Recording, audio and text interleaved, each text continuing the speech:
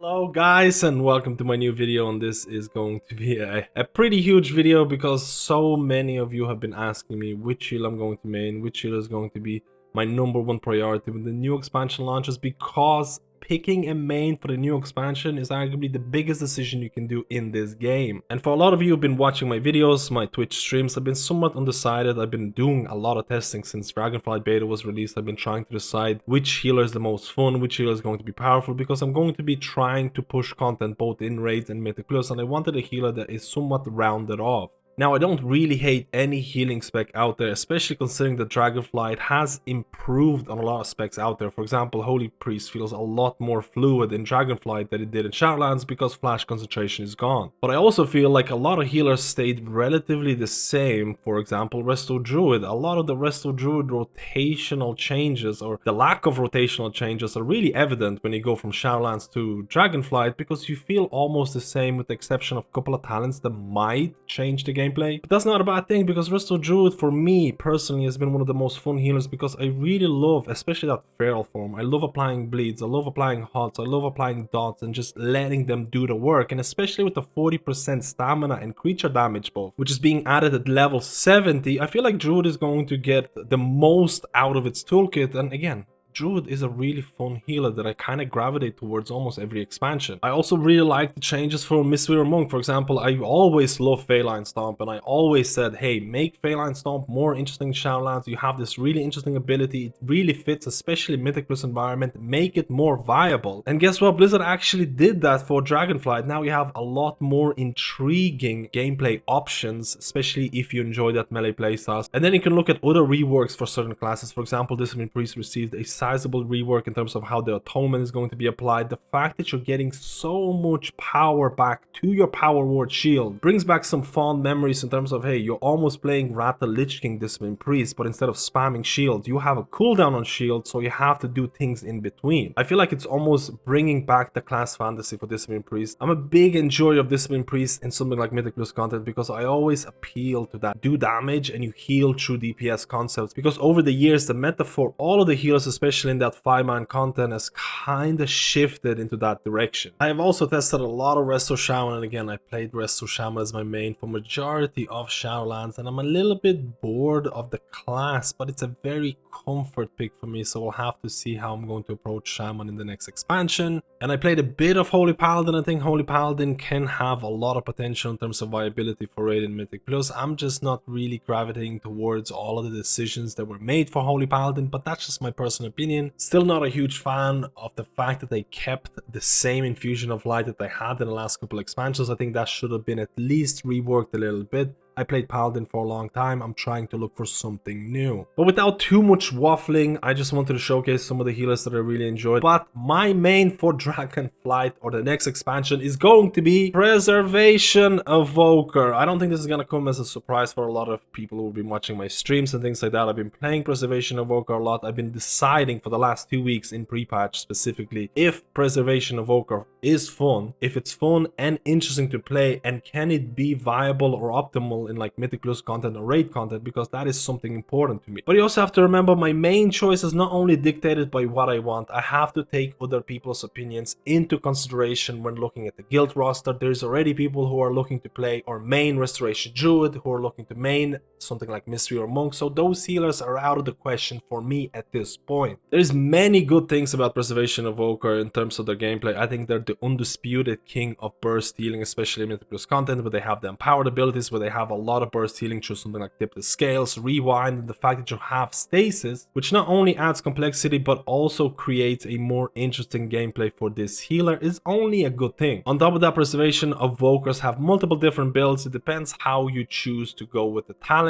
Again, you can use your essences in different ways. You can use it for Emerald Blossoms, you can use it for Echoes, and it all depends on the situation that you're facing. I think it's interesting to note that in my opinion, Preservation Evoker doesn't have the most buttons in the game in terms of keybinds and things like that, but somehow it achieves a decent complexity, and I think it has a decently high skill ceiling. I don't think it's the most difficult healer to play or master, but I think it provides just enough complexity for me to enjoy. But I have to mention that probably the main reason why I opted in to play Preservation Evoker as my main is because it's new, it's fresh, there's new exciting abilities. I think it's relatively fun. I have been getting bored of other healers because I've been playing them for a really long time. And this is going to be the first time where I experience an expansion with a new healer release, because I didn't get to play Mr. Pandaria because of the real life issues. So this is really exciting. Now the fear is that I'm going to get bored of Preservation Evoker. Eventually the hype for it is going to fall down. The fact that it is a new class, the hype is going to be the highest at the initial season 1. I like to consider this time period when you start playing a new class as the honeymoon period, where you kind of think everything is exciting, everything is fun, everything is new, and then you kind of end up getting annoyed over time or getting bored of it. The same exact thing happened to me when I played Holy Priest in Season 4 Shadowlands. I got really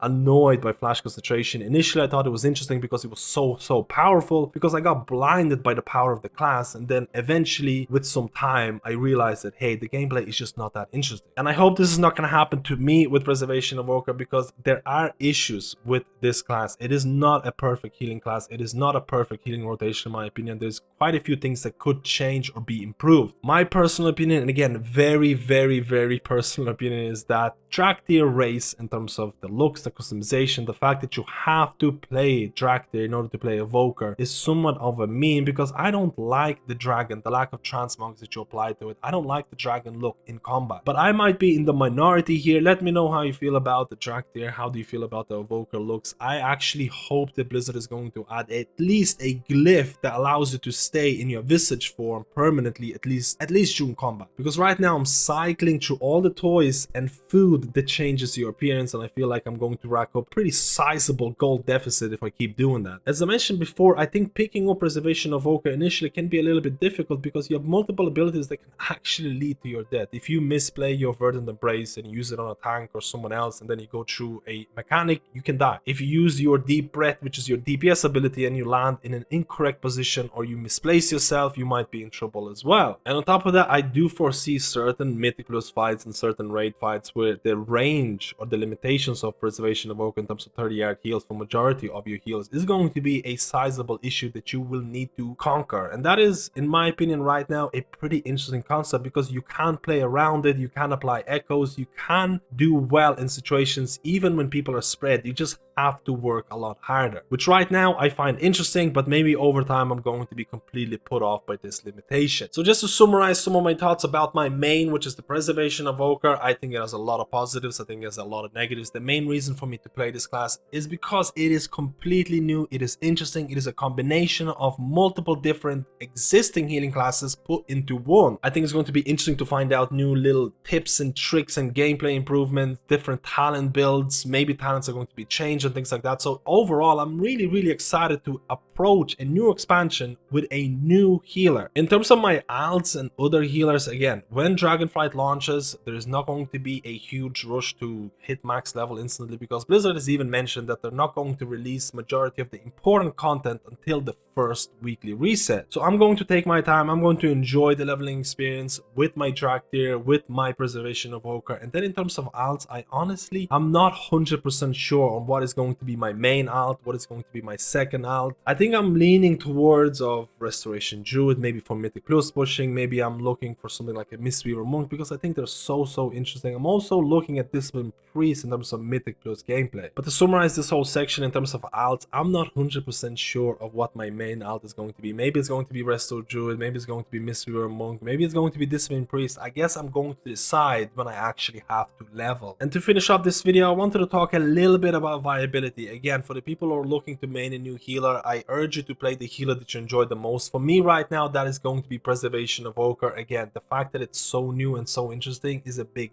factor. But I also have to look into how this healer is going to be perceived. How strong is it going to be in Mythic Plus? How strong is it going to be in raiding? And that can change at any moment in terms of Blizzard's spell tuning. But I do think the Preservation Evoker fits the Mythic Plus scenarios really well. I've been playing a lot of Preservation Evoker in terms of Mythic Plus. I've been trying out different things in beta in terms of talents, and honestly, they're really strong and really fun. I do think that Preservation Evoker DPS rotation is relatively simple. I think a lot of other healers might be jealous or be like, hey, this guy just has to press Fire Breath and they do so much DPS with a single ability. But hey, that is what you get with a new class. But I am a little bit fearful about Preservation Evoker in raid situations in high-end mythic raiding where you're trying to push ranks, because I don't think any raid leader is going to view Evoker or Preservation as a mandatory healer in their raiding roster. Don't get me wrong, I think Preservation Evoker HPS is good. I think they have cooldowns, so they have bursts with things like rewinding and tip the scale, stasis that can be situationally really strong. But the raid buff in terms of Blessing of the Bronze, it's nothing spectacular, it's nothing mandatory when compared to other healers, and I think the fact that you have to try a little bit harder, especially in spread fights, can go against your main healer choice. So I don't want this video to be too long, so I'm here thinking out loud in terms of, hey, I'm picking this healer, I'm picking Preservation Evoker, these are the good things, these are the bad things. This is how I feel about Preservation Evoker in terms of viability for Mythic Plus, in terms of viability for high-end Mythic raiding. Anything can still change, and honestly, my alt choices are all over the place. I might end up playing something like Resto Shaman, just because I'm so comfortable with playing Resto Shaman. At this moment that I'm making this video,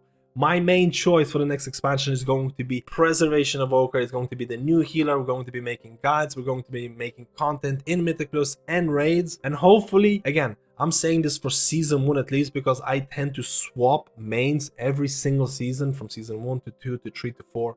We'll have to see how long this main is going to last. But right now, I'm really excited and really happy about which healer I chose to main.